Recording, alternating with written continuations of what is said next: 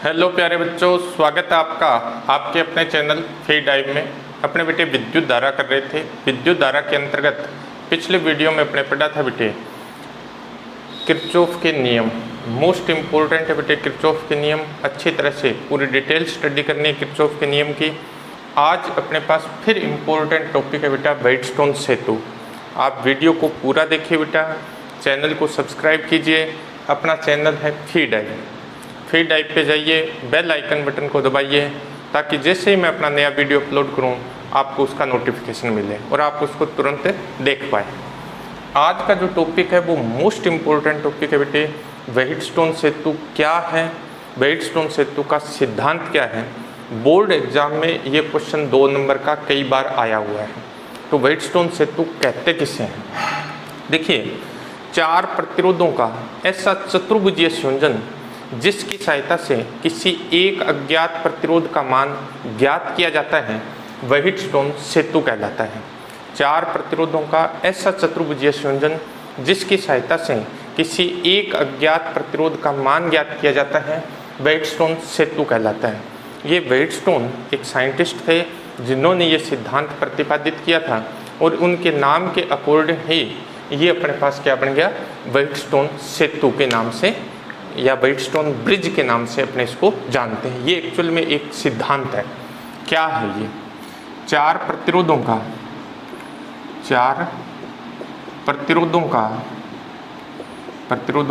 ऐसा चतुर्भुजीय संयोजन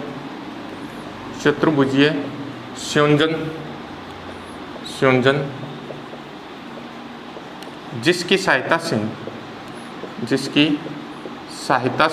किसी अज्ञात प्रतिरोध का मान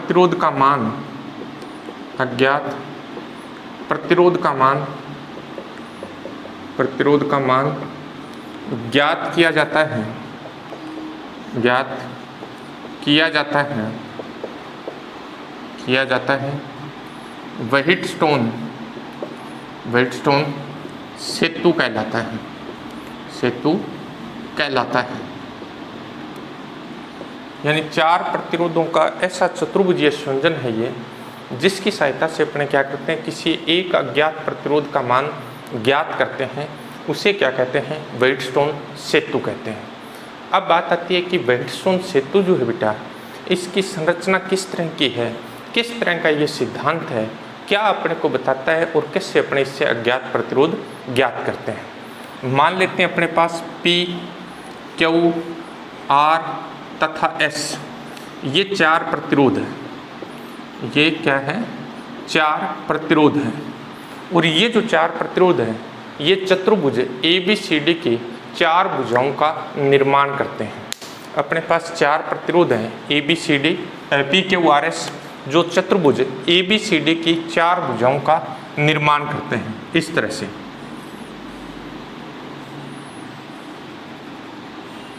अपने पास ये 4 प्रतिरोध एक चतुर्भुज ABCD की 4 भुजाओं का निर्माण करते हैं। ये एक चतुर्भुज है ABC और D। इसकी AB भुजा का प्रतिरोध है बेटा P, BC भुजा का प्रतिरोध है Q, BC भुजा का प्रतिरोध है Q, AD भुजा का प्रतिरोध है R और DC भुजा का जो प्रतिरोध है वो है S। ये जो चतुर्भुज है, चतुर्भुज में 2 विकर्ण होते हैं। चतुर्भुज में 2 विकर्ण हैं। चतुर्भुज के 2 विकर्ण हैं। एक विकर्ण के स्थान पर क्या होता है? एक विकर्ण के स्थान पर सेल और कुंजी को जोड़ा जाता है। एक विकर्ण के स्थान पर क्या करते हैं? ये AC जो विकर्ण है, AC विकर्ण के स्थान पर सेल और कुंजी को जोड़ दिया। दूसरा जो विकर्ण है BD, इसके साथ क्या करते हैं? एक धारामापी और एक टेपिंग की दाब कुंजी को जोड़ देते हैं। ये अपने पास है सेल, E नाम दे देते हैं, और ये अपने पास है कुंजी। ये कुंजी दाब कुंजी है, इसको अपने K' नाम दे देते हैं। इसको बोलते हैं दाब कुंजी, टेपिंग की, दाब कुंजी, टेपिंग की। तो इस तरह की संरचना होती है अपने पास व्हाइटस्टोन सेतु की। यानी व्हाइटस्टोन सेतु 4 प्रतिरोधों का ऐसा चतुर्भुजीय संयोजन है जिसकी सहायता से अपने किसी एक अज्ञात प्रतिरोध का मान ज्ञात करते हैं। देखिए बेटा, चार प्रतिरोध P, Q, R तथा S हैं जो एक चतुर्भुज ABCD की चार भुजाओं का निर्माण करते हैं। चतुर्भुज की भुजा AB प्रतिरोध P को, भुजा BC प्रतिरोध Q को, भुजा AD प्रतिरोध R को और भुजा DC प्रतिरोध S को व्यक्त करती है। ये अपने पास चतुर्भुज हो गया। चतुर्भुज में दो विकर्ण हैं। एक विकर्ण है अपने पास AC, इस विकर्ण के स्थान पर अपने सेल और कुंजी को जोड़ देते हैं। दूसरा विकर्ण अपने पास है BD, इसके स्थान पर अपने क्या जोड़ दिया, धारामापी G और अपने पास टेपिंग की दाब कुंजी K' को लगा देते हैं।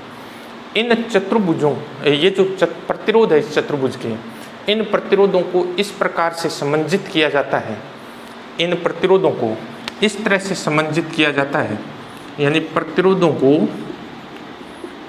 को इस प्रकार समंजित करते हैं, इस प्रकार समंजित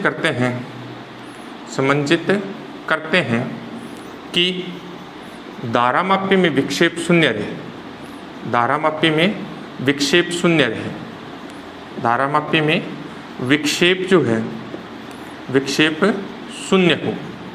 जब धारामापी में विक्षेप शून्य होगा तो इसे सेतु की संतुलन की अवस्था कहते हैं। जब धारामापी में विक्षेप शून्य प्राप्त होगा तो इसे सेतु की संतुलन की अवस्था कहते हैं। इस अवस्था में P/Q = R/S होता है बेटा। इस स्थिति में P/Q = क्या होता है, R/S होता है। इसे सेतु की संतुलन की अवस्था कहते हैं या संतुलन के लिए आवश्यक शर्त होती है। अपने को ये शर्त प्राप्त करनी है कि P/Q = R/S होता है। अब अपने ये स्थिति जो है, संतुलन की जो अवस्था है, दो विधियों से प्राप्त करेंगे। एक पहले मैं थ्योरेटिकल विधि से करवा रहा हूँ बेटा, और फिर अपने किरचॉफ के नियम से करेंगे। एग्जाम में जब क्वेश्चन आता है बेटा तो मोस्टली किरचॉफ के नियम की सहायता से वेटस्टोन सेतु की संतुलन की अवस्था को समझाइए, ऐसा क्वेश्चन आता है। तो पहले अपने दोनों ही विधियां कर लेंगे, किरचॉफ के नियम से भी ज्ञात करेंगे और सीधा भी अपने ज्ञात कर लेते हैं। अपने क्या करते हैं बेटा, सबसे पहले कुंजी K को लगाते हैं। ये ध्यान रखना बेटा, सबसे पहले क्या करेंगे, कुंजी K को लगाते हैं। कुंजी K को लगाया जाता है। जब कुंजी K को लगाएंगे तो इस सेल से क्या होगी, धारा प्रवाहित होगी।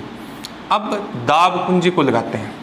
पहले K को लगाया जाता है, फिर K' को लगाया जाता है। जब छोड़ते हैं तो पहले K' को छोड़ा जाता है, बाद में K को हटाया जाता है।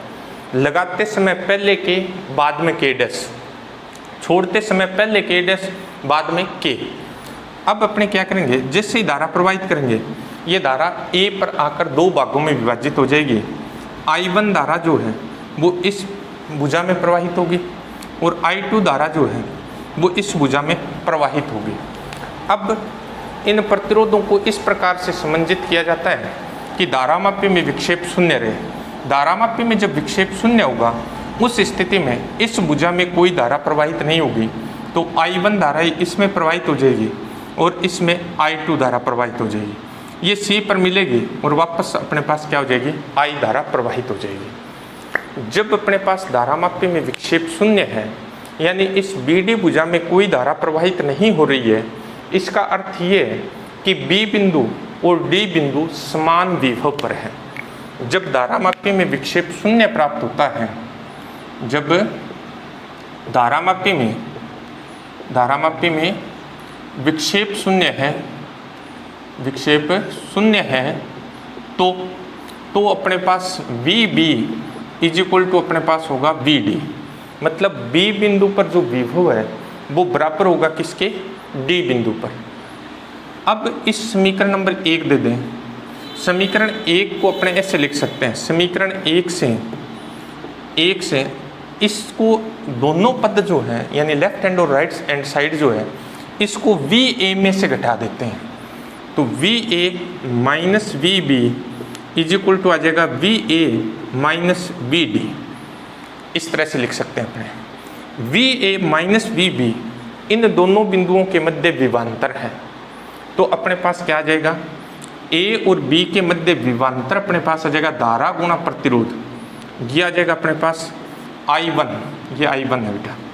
ये अपने पास आ जाएगा I1 × P is equal to, ये अपने पास आ जाएगा क्या, sorry, V A minus V B is equal to V A minus V D. तो ए और डी के बीच में विभवांतर अपने पास आ जाएगा I2 इंटू आर। ये समीकरण नंबर आ गई 2।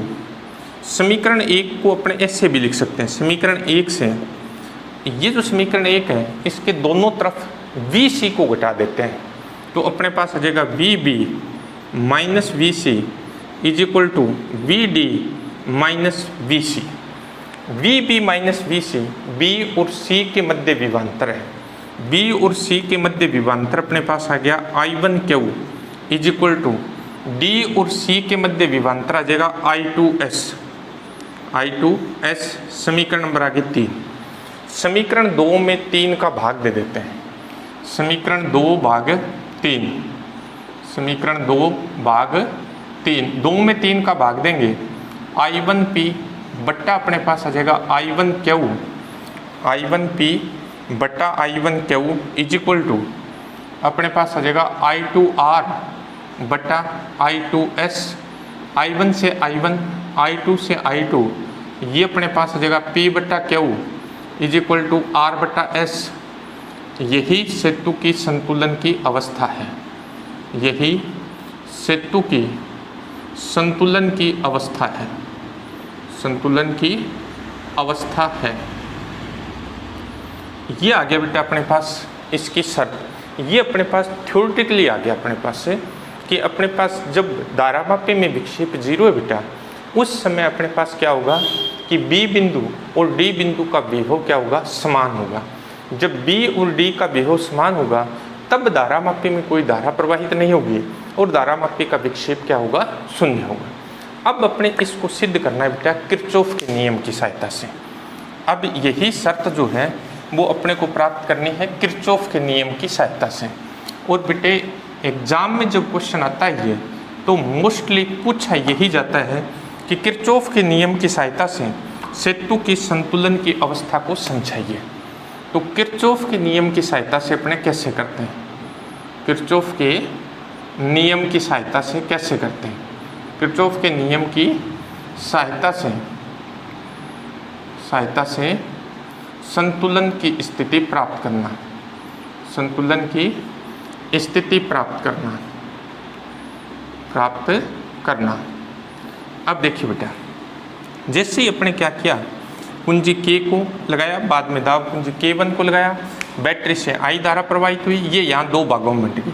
अब अपने मान लेते हैं कि इसमें से IG धारा प्रवाहित होती है, धारामापी में से IG धारा प्रवाहित होती है, तो इस भुजा में I1 माइनस IG धारा हो जाएगी। अब ये इधर से IG, इधर से I2, तो इसमें आ जाएगी I2 प्लस IG, इसमें अपने पास आ जाएगी I2 प्लस IG, यहाँ ये दोनों मिलकर वापस I हो जाएगी। अब अपने लूप लेंगे बेटा,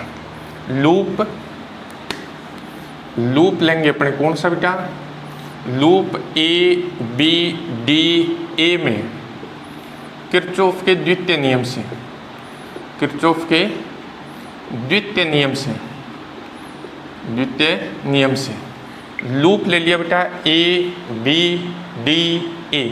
इसमें किरचॉफ का दूसरा नियम लगा दें, इसमें किरचॉफ का दूसरा नियम लगाएंगे तो अपने पास आ जाएगा I1P प्लस अपने पास आ जाएगा बेटा, धारा की दिशा में जा रहे हैं, IG इंटू जी।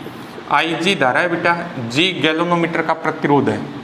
अब इधर जाएंगे धारा की विपरीत दिशा में, minus I2R is equal to अपने पास क्या आ जाएगा बेटा, 0 आ जाएगा।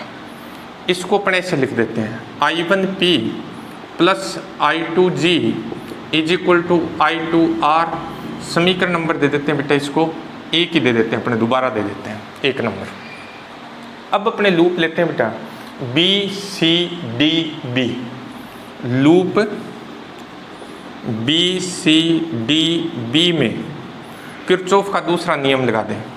इसमें दूसरा नियम लगाएंगे तो ये अपने पास आ जाएगा I1 minus IG into Q। अब अपने इधर जाएंगे, धारा की विपरीत दिशा में जा रहे हैं, तो minus I2 plus IG into S। इधर जाएंगे धारा की विपरीत दिशा में, minus IGG is equal to 0। ये अपने पास आ जाएगा I1Q minus IG minus I2S minus IGS minus IGG is equal to 0। अपने पास क्या आ गया बेटे, I1Q ये आ गया IGQ minus I2S minus IGS minus IGG। अपने पास जो IG है बेटा वो कॉमन ले लेते हैं, इसको अपने से लिख देते हैं I1Q माइनस IG कॉमन, ये अपने पास आ गया Q, यहाँ से प्लस हो जाएगा S, यहाँ से प्लस हो जाएगा G और बराबर ये बराबर ले जाते हैं ये वाला पद, ये आ जाएगा I2S समीकरण नंबर 2। देखिए बेटा अपने पास ये कंडीशन आ गई, वेटस्टोन सेतु में अपने क्या किया, किरचॉफ का दूसरा नियम लगाया बेटा, और किरचॉफ का दूसरा नियम लगा के अपने ये शर्त प्राप्त कर ले।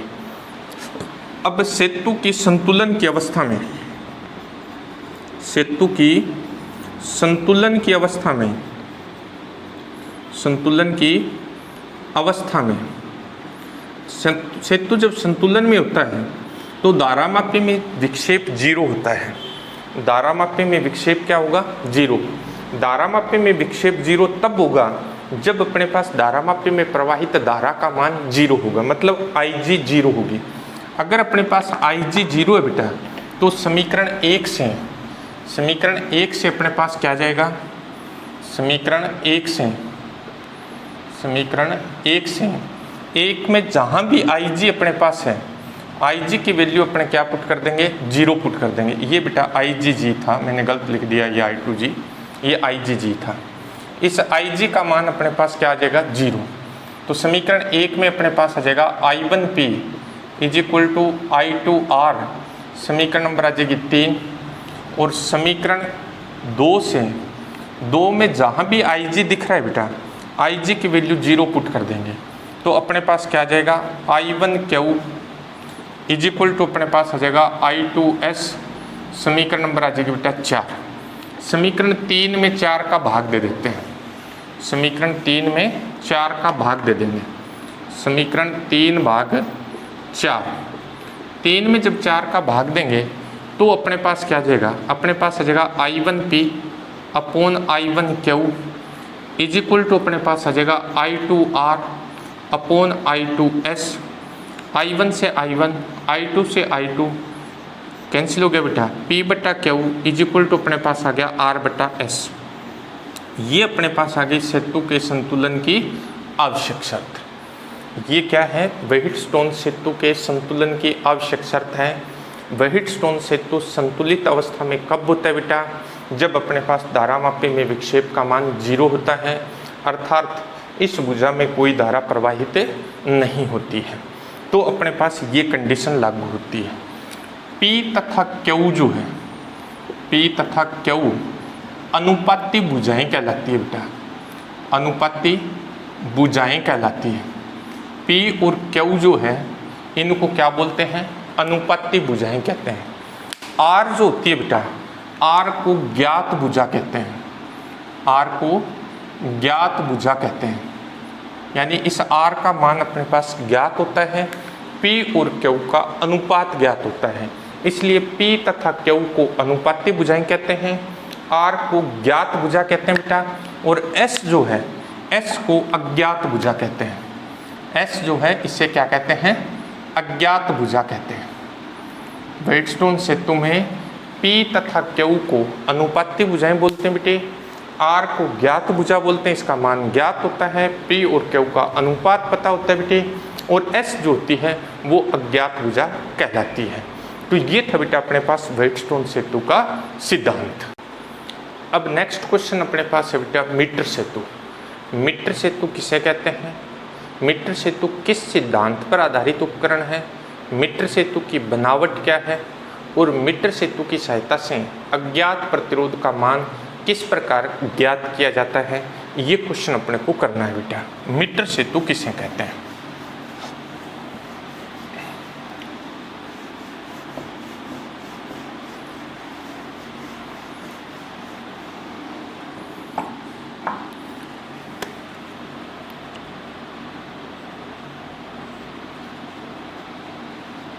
मीटर सेतु, मीटर ब्रिज बोलते हैं इसको बेटा, मीटर ब्रिज। मीटर सेतु क्या है? मीटर सेतु बेटा एक ऐसा उपकरण है जिसकी सहायता से अज्ञात प्रतिरोध का मान ज्ञात किया जाता है। मीटर सेतु, मीटर सेतु सेतु एक ऐसा उपकरण है, एक ऐसा उपकरण है जिसकी सहायता से अज्ञात प्रतिरोध का मान, अज्ञात प्रतिरोध का मान ज्ञात किया जाता है, यानी इस तरह का उपकरण है जिसकी सहायता से अपने क्या करेंगे, अज्ञात प्रतिरोध का मान ज्ञात करेंगे। और इसका मोस्ट इम्पोर्टेंट क्वेश्चन है बेटा कि मीटर सेतु किस सिद्धांत पर आधारित उपकरण है। 1 नंबर का बोर्ड में क्वेश्चन बहुत बार आता है और मीटर सेतु वैसे बड़ा इम्पोर्टेंट है बेटा, ये बोर्ड में बड़ा क्वेश्चन भी आता है बेटा। और अपने प्रैक्टिकल है मीटर सेतु पर आधारित 3 प्रैक्टिकल अपने करेंगे बेटा। मीटर सेतु की सहायता से अज्ञात प्रतिरोध का प्रतिरोध तथा प्रतिरोधक का ज्ञात करना, प्रतिरोधों के श्रेणी संयोजन को सत्यापित करना, प्रतिरोधों के समांतर संयोजन को सत्यापित करना। 3 इसके प्रैक्टिकल हैं और वैसे भी ये क्वेश्चन आता है तो ये मोस्ट इम्पोर्टेंट क्वेश्चन हो जाता है। सिद्धांत क्या है इसका, किस प्रिंसिपल पर ये आधारित है, इसका सिद्धांत क्या है? सिद्धांत ये व्हाइटस्टोन सेतु के सिद्धांत पर आधारित उपकरण है, यानी इसका जो सिद्धांत है वो व्हाइटस्टोन सेतु का सिद्धांत है। व्हाइटस्टोन सेतु सिर्फ सिद्धांत है बेटे, और उस सिद्धांत पर आधारित जो उपकरण है अपने पास वो है मीटर सेतु, यानी मीटर सेतु व्हाइटस्टोन सेतु के सिद्धांत पर आधारित उपकरण है। बनावट इसकी क्या होती है? बनावट क्या है? इसमें क्या होता है बेटा, एक सम प्रतिरोधी तथा समान अनुप्रस्थ काट क्षेत्रफल का, सम प्रतिरोधी मतलब एक जैसे प्रतिरोध वाला तथा समान अनुप्रस्थ काट क्षेत्रफल, समान अनुप्रस्थ काट क्षेत्रफल, एक जैसे क्षेत्रफल का, सम प्रतिरोधी तथा समान अनुप्रस्थ काट क्षेत्रफल का मिश्र धातु। मिश्र धातु कौन सी मिश्र धातु बेटे? मिश्र धातु में अपने पास आती है यूरेका, मैग्नीन या कांस्टेंटन,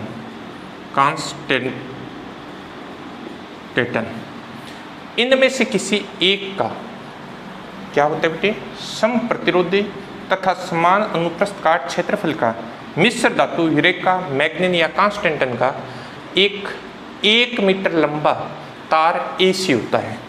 1 मीटर लंबा तार, 1 मीटर लंबा तार AC अपने नाम दे रहे हैं उसको, AC एक तार होता है, AC दोनों पॉइंट दे रहे हैं अपने, यानी अपने पास 1 मीटर लंबा तार होने की वजह से ही इसका नाम जो है वो मीटर सेतु रखा गया है।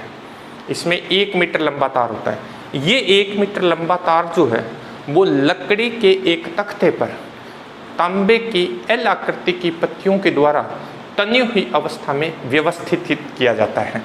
किस तरह से?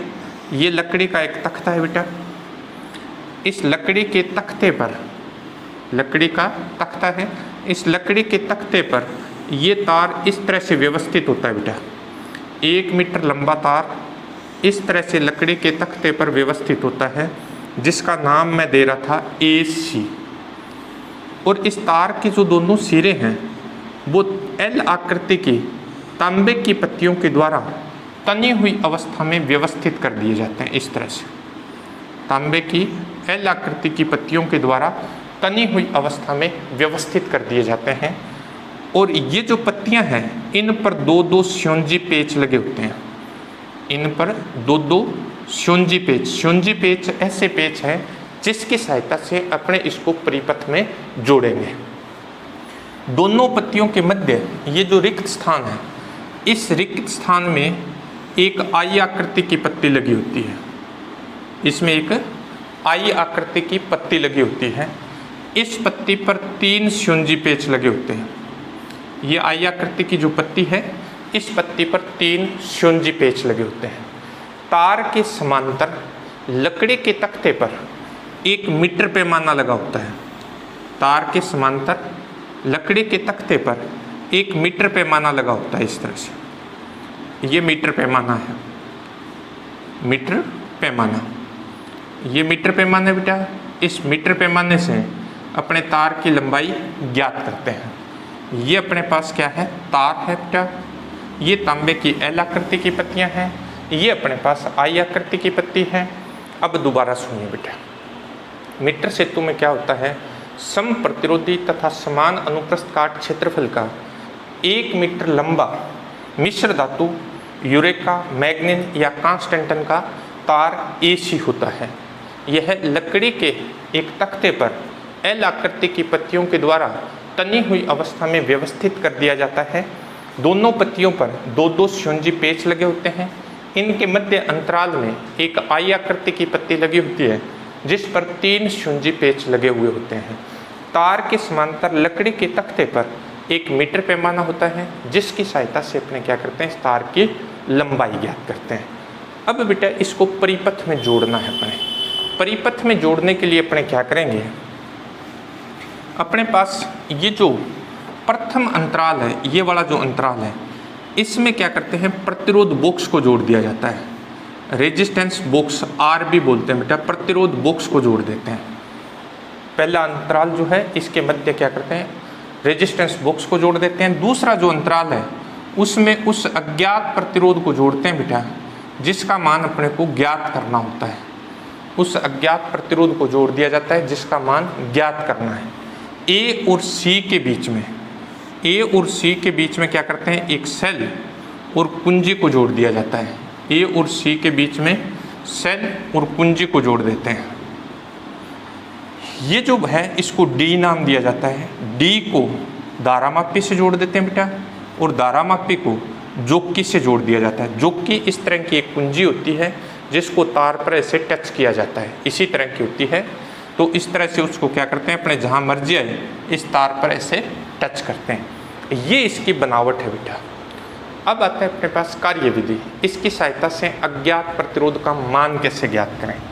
कार्य विधि क्या है, कार्य विधि क्या है, कार्य विधि मतलब इसकी सहायता से अज्ञात प्रतिरोध का मान कैसे ज्ञात किया जाता है। अज्ञात प्रतिरोध का मान ज्ञात करने के लिए सर्वप्रथम रेजिस्टेंस बॉक्स में से एक उपयुक्त प्रतिरोध R प्रयुक्त कर लेते हैं। इसमें से एक R ओम की कुंजी निकाल लेते हैं। अब क्या करेंगे, अब कुंजी K लगाएंगे। जैसे कुंजी K लगाएंगे बेटा इसमें धारा प्रवाहित होगी, इसमें से क्या होगी, धारा प्रवाहित होनी शुरू हो जाएगी। इस तरह से अपने पास इसमें से धारा प्रवाहित होगी, इस तरह से धारा का प्रवाह होगा। अब क्या करना है अपने को, जोकी को पहले A सिरे से टच करेंगे और बाद में C सिरे के पास टच करेंगे। अगर अपने पास धारामापी में विक्षेप विपरीत दिशा में आ रहा है तो अपना सर्किट जो है वो सही है। अगर विक्षेप A की दिशा में आ रहा है तो सर्किट गलत है। पहले क्या करेंगे, जोकी को A सिरे से टच किया, फिर C सिरे से टच किया, विक्षेप विपरीत दिशा में आना चाहिए। अब क्या करना है अपने को, अब जोकी को तार पर इस प्रकार व्यवस्थित करेंगे कि धारामापी में विक्षेप शून्य आ जाए। मान लेते हैं इस बिंदु पर धारामापी में विक्षेप शून्य आ गया तो इस बिंदु को B नाम देंगे, इस बिंदु को B नाम देंगे। अब A सिरे से जोकी तक की संतुलन की लंबाई ज्ञात कर लेंगे। स्केल अपने पास है, यहाँ से नाप लेंगे। मान लेते हैं ये L सेंटीमीटर है, ये कितनी है, L सेंटीमीटर। तो जोकी से लेकर C सिरे की जो लंबाई होगी वो 100 माइनस L सेंटीमीटर हो जाएगी। ये अपने पास कितनी हो जाएगी, 100 माइनस L सेंटीमीटर हो जाएगी। अब अपने क्या करना है, माना तार की एकांक लंबाई का प्रतिरोध, माना तार की एकांक लंबाई का प्रतिरोध, एकांक लंबाई का प्रतिरोध, एकांक लंबाई का प्रतिरोध अपने मान लेते हैं रो ओम प्रति सेंटीमीटर है। ये जो तार है इस तार की एकांक लंबाई का प्रतिरोध रो ओम प्रति सेंटीमीटर है। तो तार के भाग AB का प्रतिरोध, तार के भाग AB का प्रतिरोध, AB का प्रतिरोध अपने पास क्या आ जाएगा बेटा, AB का प्रतिरोध इसको P से लिखेंगे, P इज इक्वल टू अपने पास आ जाएगा एकांक लंबाई का प्रतिरोध है रो, AB की लंबाई है L, तो रो इंटू L ओम आ जाएगा। यह आ गया समीकरण नंबर 1। तार के भाग BC का प्रतिरोध, BC का प्रतिरोध अपने पास इसको Q से लिखेंगे बेटा, Q इज इक्वल टू आ जाएगा रो इंटू 100 माइनस L, ये समीकरण नंबर आ गया बेटा 2।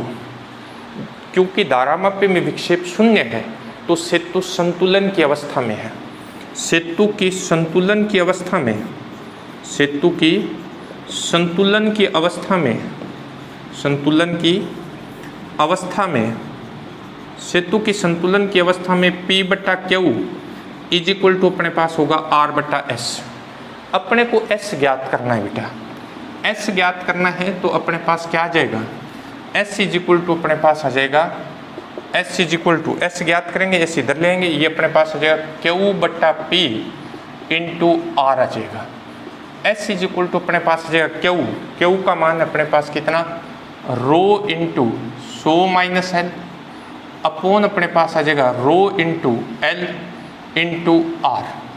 रो से रो कैंसिल हो गया बेटा, ये अपने पास आ जाएगा 100 माइनस L बटा L इंटू R। L अपना ज्ञात किया बेटा, R ज्ञात होता है कि कितने ओम की कुंजी अपने निकाली है, दोनों मान इसमें रखकर अज्ञात प्रतिरोध S का मान ज्ञात कर लिया जाता है। अपने पास क्या है बेटे, R का मान अपने को पता है बेटा, L अपने क्या किया, ज्ञात कर लिया, और इस फॉर्मूले में S is equal to 100 minus L बटा L इंटू R में रखकर अज्ञात प्रतिरोध S का मान ज्ञात कर लेते हैं। इस तरह से मीटर सेतु की सहायता से अज्ञात प्रतिरोध का मान ज्ञात किया जाता है। अब आता है ये जो तार है, इस तार की प्रतिरोधकता ज्ञात करनी है। प्रतिरोधकता ज्ञात करने के लिए क्या करेंगे, प्रतिरोधकता ज्ञात करनी है अपने को, विशिष्ट प्रतिरोध ज्ञात करना है। इस तार को यहाँ से खोल लेंगे, इस तार को यहाँ से खोल के इस स्केल की सहायता से तार की लंबाई ज्ञात कर लेंगे, तार की लंबाई ज्ञात कर लेंगे बेटा। मान लेते हैं ये L मीटर है, मीटर में ज्ञात करेंगे, तार की लंबाई अपने पास आ गई L मीटर। अब स्क्रू गेज की सहायता से इस तार की व्यास ज्ञात करेंगे और व्यास का आधा करके अपने त्रिज्या ज्ञात कर लेंगे। तार की त्रिज्या, तार की त्रिज्या यह आ जाएगी R मीटर। अनुप्रस्थ काट क्षेत्रफल, अनुप्रस्थ काट क्षेत्रफल ये अपने पास आ जाएगा A is equal to pi R square, A is equal to अपने पास आ जाएगा क्या, पाई R स्क्वायर। अब अपने जानते हैं बेटा R इज इक्वल टू अपने पास फॉर्मूला था रो L अपॉन A, अपने को रो चाहिए तो रो इज इक्वल टू अपने पास आ जाएगा R A upon L। R की जगह अपने पास फॉर्मूला है, R को अपने किससे रिप्रेजेंट किया इसमें, S से, तो रो बराबर आ जाएगा S इंटू A अपने पास है पाई R स्क्वायर बट्टा अपने पास आ जाएगा L। इस फॉर्मूले में मान रखेंगे बेटा, rho is equal to S into pi R square बट्टा L में मान रखेंगे। S अपने ज्ञात कर लिया यहाँ से, पाई R स्क्वायर अपने पास यहाँ से आ जाएगा, L अपने ज्ञात कर लिया बेटा स्केल से, और ये वैल्यू पुट करके अपने क्या करेंगे, इसका विशिष्ट प्रतिरोध ज्ञात कर लेंगे। इस तरह से मीटर सेतु की सहायता से अपने पदार्थ जो भी अपने तार लेंगे उस तार के पदार्थ की प्रतिरोधकता और प्रतिरोध दोनों ज्ञात करेंगे। ये अपना बेटा प्रैक्टिकल भी है। तो अच्छी तरह से बेटा वीडियो को पूरा देखिए, वीडियो को ज़्यादा से ज़्यादा शेयर कीजिए और चैनल को सब्सक्राइब कीजिए बेटे। थैंक यू बेटे।